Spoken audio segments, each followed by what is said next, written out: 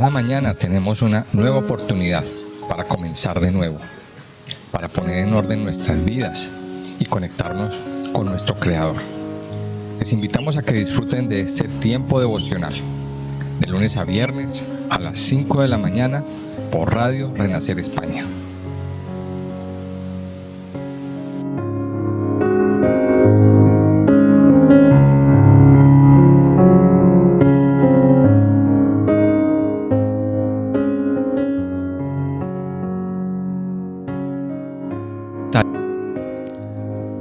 Muy buenos días a todos, amables oyentes de Radio Renacer España. Sean todos bienvenidos a este tiempo devocional. Hacemos hoy un nuevo programa con el fin de darle las gracias a nuestro Papá Dios por su amor, por su bendición, por su bondad y sobre todo para meditar en su palabra, que es la fuente de vida, que es el alimento que Dios nos manda, el pan vivo, el pan que desciende del cielo, el maná. Es la palabra de Dios que nos llena, que nos fortalece y que nos ayuda, dándole gracias a Dios por este mes que termina, por este mes tan especial que hemos tenido, y bueno, que nuestro corazón se prepare para iniciar un nuevo mes de la mano de Papá Dios. Yo quiero invitarles a que vamos a la palabra de Dios. Vamos a continuar con nuestro estudio del libro de Levítico y vamos esta vez a abrir nuestras Biblias en el capítulo 8. Libro de Levítico, capítulo 8. Vamos a estudiar hoy un poco acerca de lo que es la consagración de Aarón y de sus hijos. Hemos visto hasta ahora cómo el libro de Levítico le ha dedicado mucho tiempo a los sacrificios, y vimos entonces con anterioridad cómo nos mostró con detalle esas 5 ofrendas que debían hacerse. ¿Cuáles eran esas 5 ofrendas? Pues la primera era el holocausto, que era una ofrenda voluntaria, era una ofrenda de adoración. Luego hablamos de las ofrendas vegetales, que también era una ofrenda de acción de gracias. Luego hablamos de las ofrendas de paz, que también eran en gratitud, da unas características muy especiales.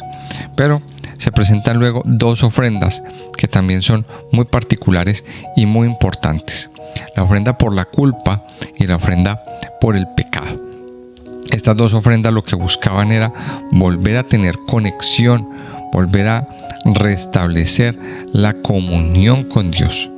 Decíamos anteriormente, cuando estudiábamos el libro del Éxodo, que el libro del Éxodo le dedicó mucho tiempo al tabernáculo, a todos sus utensilios, a cómo se hizo cada cosa, a qué detalles, a qué dimensiones tenía cada uno de los utensilios.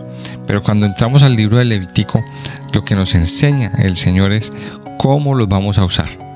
Y aquí el Señor dedicó mucho tiempo a enseñarnos cómo se usaba el lugar, ese altar de bronce, qué había de hacerse en el altar de bronce. Pero aquí viene una cosa muy especial.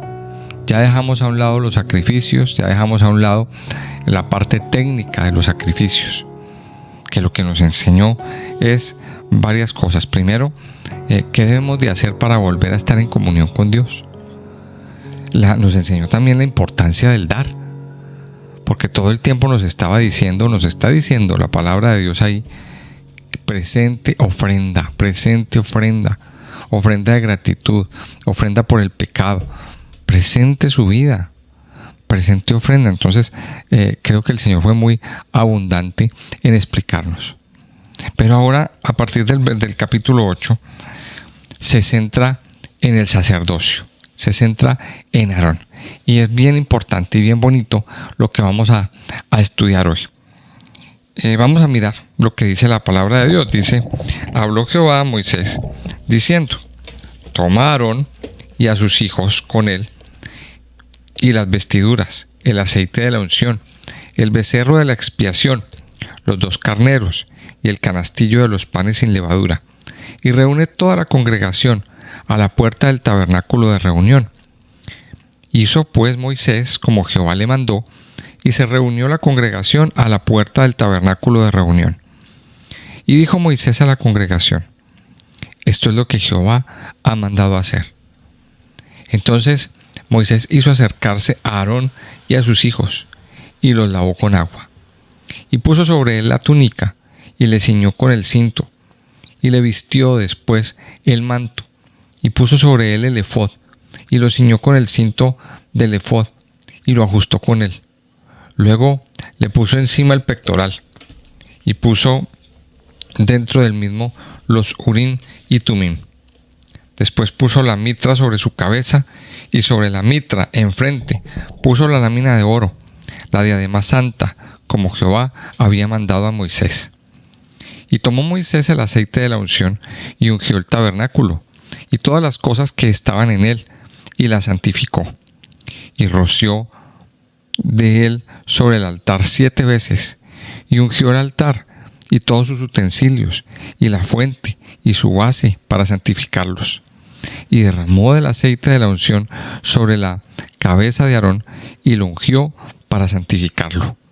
Después Moisés hizo acercarse los hijos de Aarón, y les vistió las túnicas, les ciñó con cintos, y les ajustó las tiaras, como Jehová lo había mandado a Moisés. Luego hizo traer el becerro de la expiación, y Aarón y sus hijos pusieron sus manos sobre la cabeza del becerro de la expiación, y lo degolló. Y Moisés tomó la sangre y puso con su dedo sobre los cuernos del altar alrededor, y purificó el altar. Y echó la demás sangre al pie del altar, y lo santificó para reconciliar sobre él. Después tomó toda la grosura que estaba sobre los intestinos, y la grosura del hígado, y los 2 riñones, y la grosura de ellos, y lo hizo arder Moisés sobre el altar. Mas el becerro, su piel, su carne y su estiércol lo quemó al fuego fuera del campamento, como Jehová le había mandado a Moisés. Después hizo que trajeran el carnero del holocausto, y Aarón y sus hijos pusieron sus manos sobre la cabeza del carnero, y lo degolló, y roció Moisés la sangre sobre el altar alrededor. Y cortó el carnero en trozos, y Moisés hizo arder la cabeza, los trozos y la grosura. Lavó luego con agua los intestinos y las piernas, y quemó Moisés todo el carnero sobre el altar, holocausto de olor grato, ofrenda encendida para Jehová, como Jehová lo había mandado a Moisés.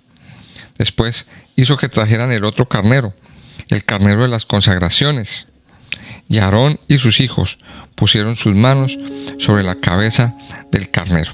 Vamos a mirar hasta ahí un poco todo lo que el Señor quiere hablar y quiere decirnos. Primero, aquí nos está hablando ya de la consagración del sacerdote, de la consagración de Aarón y de sus hijos. Y es que si hay algo importante que el pueblo necesitaba, era una persona que intercediera por ellos.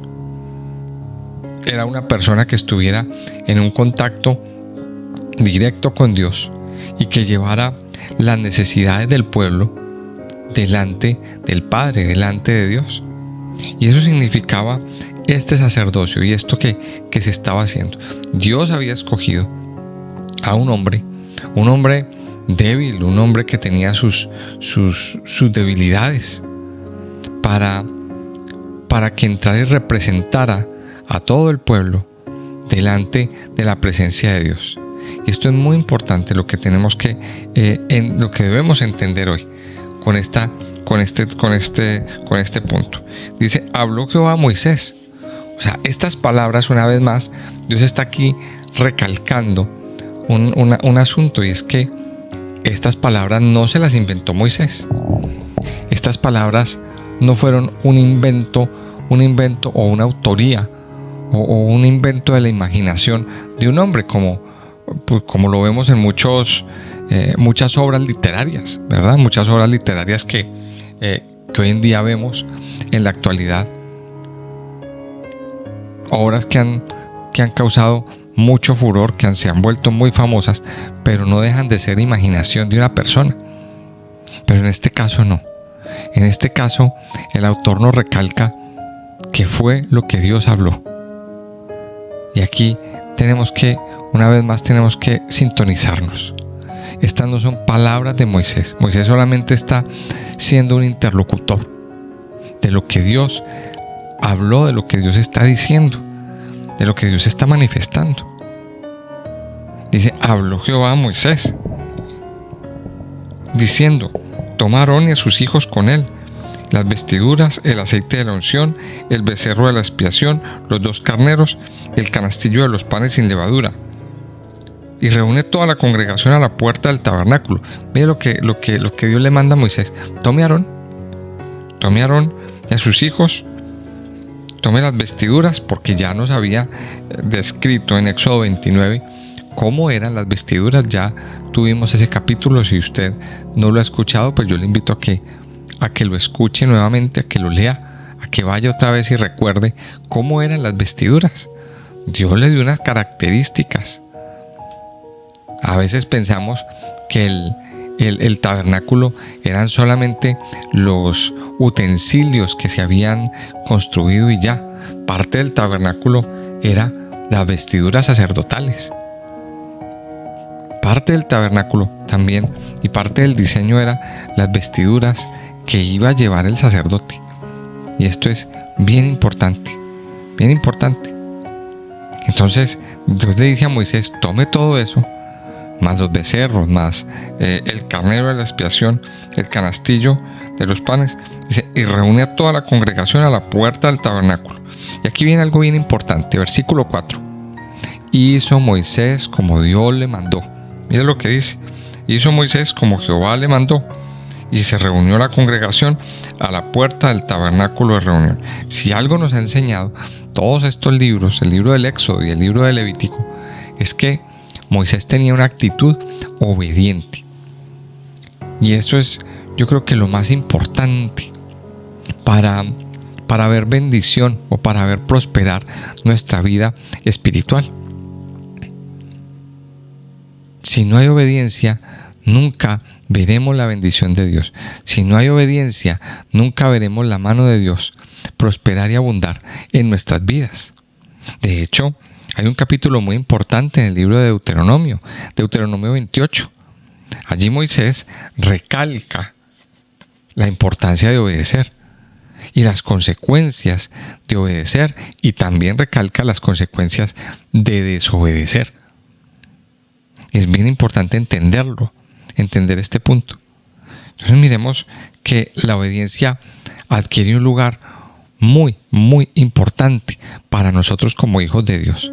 Si nosotros hemos nombrado al Señor como nuestro Señor y Salvador, si le hemos dicho al Señor, Señor, yo hoy dependo de ti, pues entonces tenemos que tener un corazón dispuesto a obedecer, así como lo tuvo Moisés, de hacer lo que Dios le mandó, como Dios le mandó, sin cuestionar nada, sin rechistar nada, sin ponernos a decir, no, Señor, es que a mí me parece que debería ser mejor así. No, Moisés nunca hizo eso. Moisés simplemente escuchó y obedeció. Es así de sencillo. La obediencia tiene que ocupar un lugar muy especial en la vida del cristiano. Hay muchos cristianos que dicen, Señor, muéstrame tu voluntad.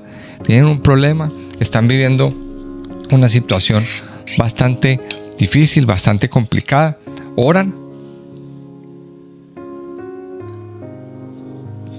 Señor, muéstrame tu voluntad. ¿Qué debo hacer para superar esto? Y el Señor muestra. El Señor dice, tienes que hacer esto. Y muchas veces esas palabras del Señor no gustan. No son lo que queríamos escuchar. Y hay muchos que terminan haciendo lo que les parece y no lo que Dios dice. En la obediencia está la respuesta. Y en la obediencia está la bendición.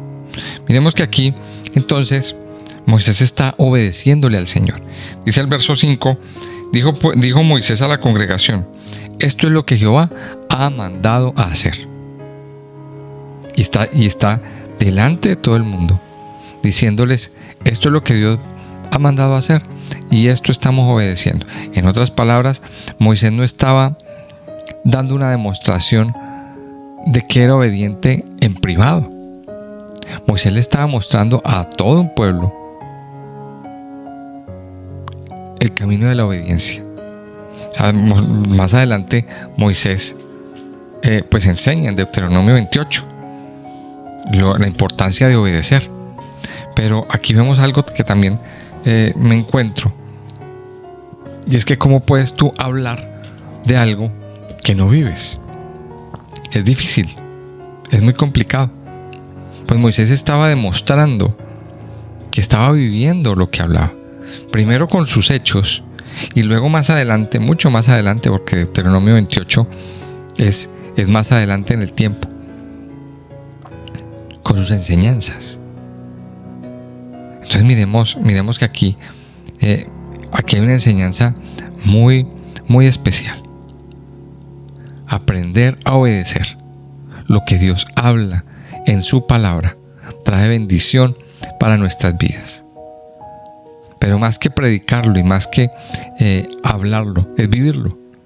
Moisés primero mostró delante del pueblo una actitud obediente y después enseñó por qué había que obedecer y cuáles eran las consecuencias. Es un capítulo muy bonito que ya en su momento lo estudiaremos.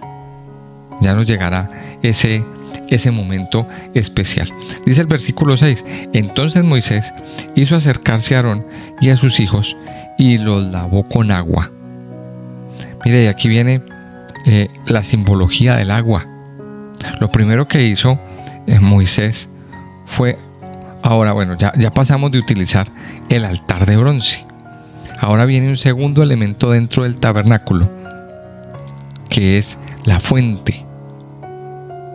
La fuente de bronce. ¿Qué tenía la fuente? La fuente era un lugar para lavar los sacerdotes, para que los sacerdotes se lavaran. El agua tiene muchas simbologías, pero aquí viene algo bien especial. El agua representa, o el lavar con agua, representa la limpieza física. Recuerde que, aquí, a partir de aquí, empieza el Señor a mostrarnos la relación entre limpieza física y limpieza espiritual. Los sacerdotes debían ser lavados. Y aquí esto representa que ellos se purificaban. Es decir, esas vestiduras que iban a ser impuestas, esas vestiduras que les iban a poner, no podían ser impuestas sobre cuerpos sucios, sobre cuerpos sudorosos, digamos. No podían ser impuestas, primero tenían que ser lavados. Entonces dice que Moisés los hizo acercarse y los lavó. Y aquí viene la importancia de lavar nuestras vidas. Ahora, recordemos también esto que es muy importante. El sumo sacerdote, este sumo sacerdote que estaba siendo consagrado aquí, es un tipo de Cristo. Representa al sumo sacerdote por excelencia, que es el Señor Jesucristo.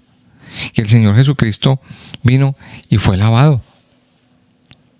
O sea, pasó de ese cuerpo pecaminoso a un cuerpo santificado, a un cuerpo espiritual, para tener la vestidura de ese sumo sacerdote que intercede por nosotros. Entonces miremos la importancia de la parte física. La parte física está relacionada con la parte espiritual. Ahora, aquí estamos hablando de consagración. Este es el tema de este capítulo 8.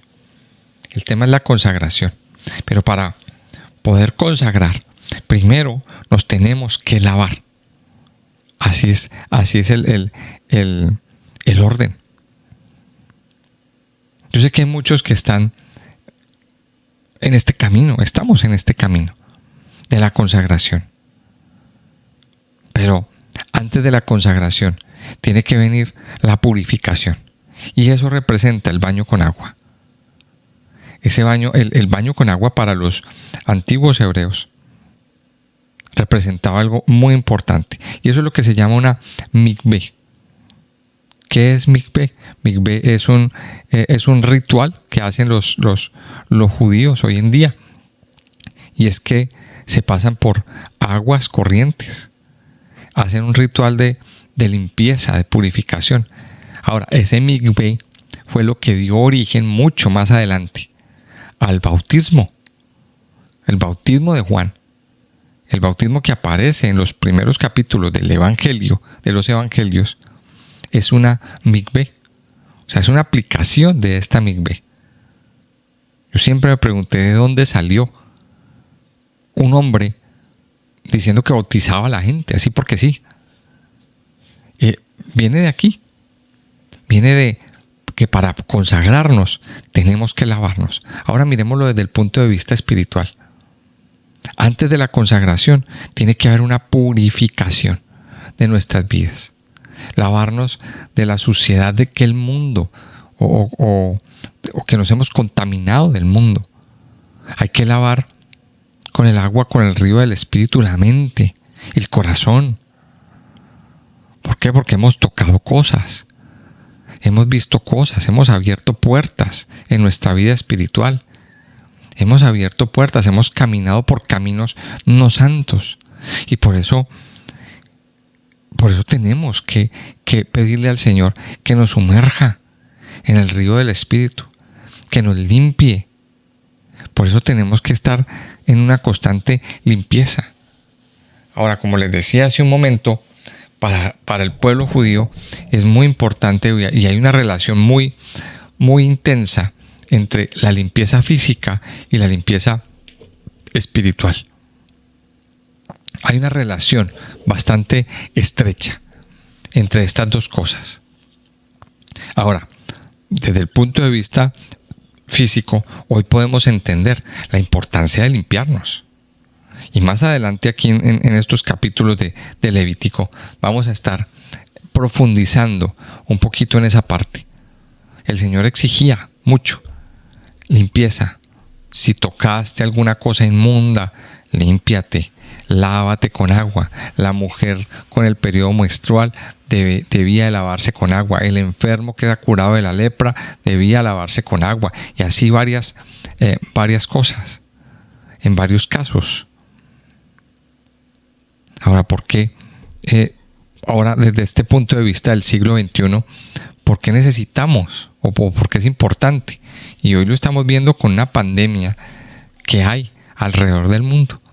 O sea, esta pandemia nos enseñó, nos recordó más bien, la importancia de lavarnos las manos todos los días, de lavarnos las manos tantas veces, de limpiarnos, de que cuando entramos de la calle nos limpiemos. ¿Por qué? Porque hay gérmenes, porque hay un enemigo invisible que está ahí.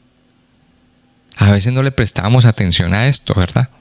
Pero ahora, tuvo que venir una pandemia para que entendiéramos la importancia de un simple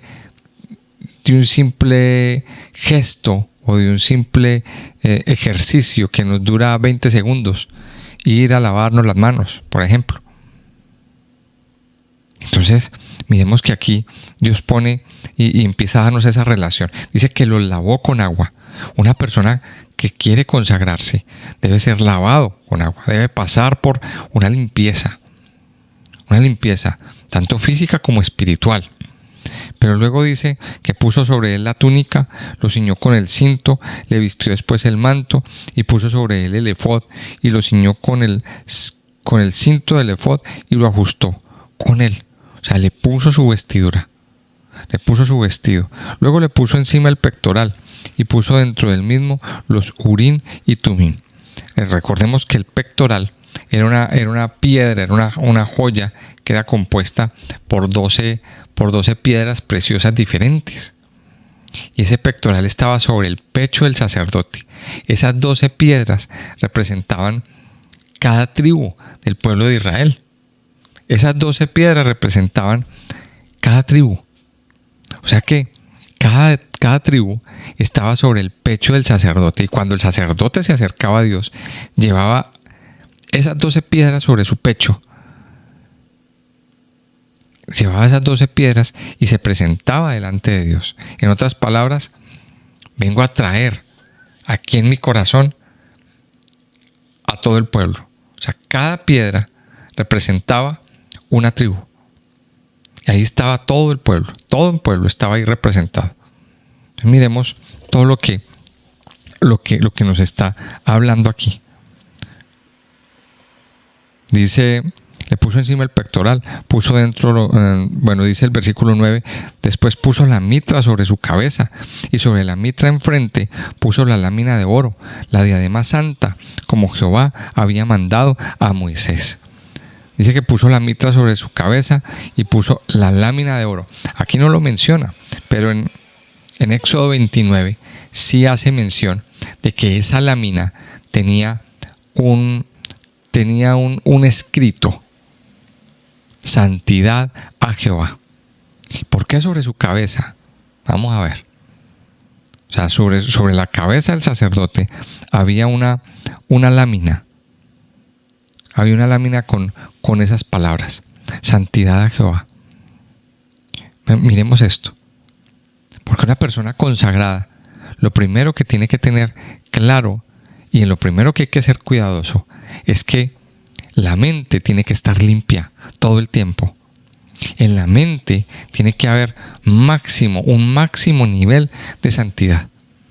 Si hay algo que se contamina muy rápido o que se ensucia muy rápido en la vida del hombre, es la mente.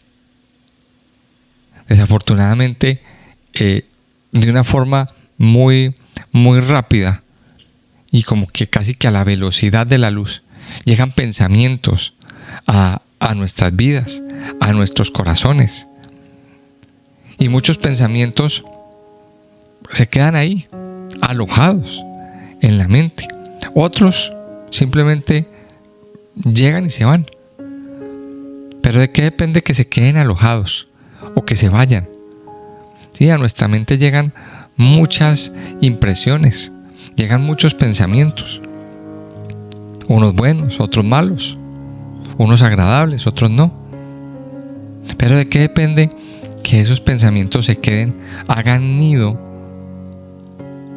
o simplemente se vayan y desaparezcan? De nosotros mismos, de la voluntad del hombre, del dominio propio que tiene el hombre. Hay pensamientos que son nocivos para nuestro estado espiritual. Hay pensamientos que el enemigo pone que son nocivos. Mire, y yo aquí quiero decir algo. Usted y yo, amados hijos de Dios, somos responsables de dejar pasar esos pensamientos y de permitir que se alojen en nuestro corazón y en nuestra vida. Las grandes ataduras, los grandes problemas del hombre comienzan con un pensamiento. Los adulterios comienzan con un pensamiento. Las adicciones comienzan con un pensamiento. Las malas acciones comienzan con un pensamiento. Entonces es muy importante que nuestros pensamientos sean santos. Y aquí se lo está diciendo. Ahora, todo esto, ¿qué representa? Representa a Cristo. Todo esto que estamos hablando aquí, el sacerdote que fue ungido, que se le puso el vestido y todo este ritualismo, pues representa a Cristo consagrado como sumo sacerdote de nuestra vida. Y aquí vamos a ver unos pasajes al final. Dice en Hebreos capítulo 5, si usted quiere leer el libro de Levítico y entenderlo, hay que leerlo de la mano de Hebreos. Y dice Hebreos 5:1, dice: porque todo sumo sacerdote tomado de entre los hombres es constituido a favor de los hombres en lo que a Dios se refiere, para que presente ofrendas y sacrificio por los pecados, para que se muestre paciente con los ignorantes y extraviados, puesto que él también está rodeado de debilidad. Mire que aquí nos está hablando acerca de lo que es la debilidad. Todo sumo sacerdote tomado entre los hombres es constituido a favor de los hombres en lo que a Dios se refiere. Pero miremos otro pasaje. Hebreos 4:14 dice: por tanto, teniendo un gran sumo sacerdote que traspasó los cielos, Jesús, el Hijo de Dios, retengamos nuestra profesión. porque no tenemos un sumo sacerdote que no pueda compadecerse de nuestras debilidades, sino uno que fue tentado en todo según nuestra semejanza, pero sin pecado. Acerquémonos pues confiadamente al trono de la gracia para alcanzar misericordia y hallar gracia para el oportuno socorro. Mire lo que está diciendo. Tenemos un sumo sacerdote que traspasó los cielos. Un sumo sacerdote que entró a ese lugar santo del cielo para estar en una constante intercesión por usted y por mí. Tenemos un sumo sacerdote que se llama Cristo. Y es bien importante saberlo y entenderlo. Él es el que nos representa. Él es el que nos lleva a usted y a mí en su corazón. Así como el sumo sacerdote llevaba el efod y cada piedra preciosa representaba a las tribus. Asimismo usted y yo vamos en el corazón del Señor Jesucristo, del gran sumo sacerdote, como una piedra preciosa, porque eso es lo que usted y yo somos.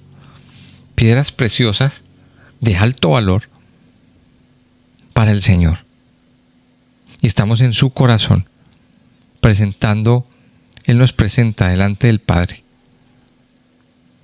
O sea que ya no tenemos por qué estar tristes, ya no tenemos por qué estar mal, porque tenemos a alguien que nos representa, alguien que ha entrado en la presencia del Padre para representarnos, para interceder todo el tiempo por nosotros, para darnos vida.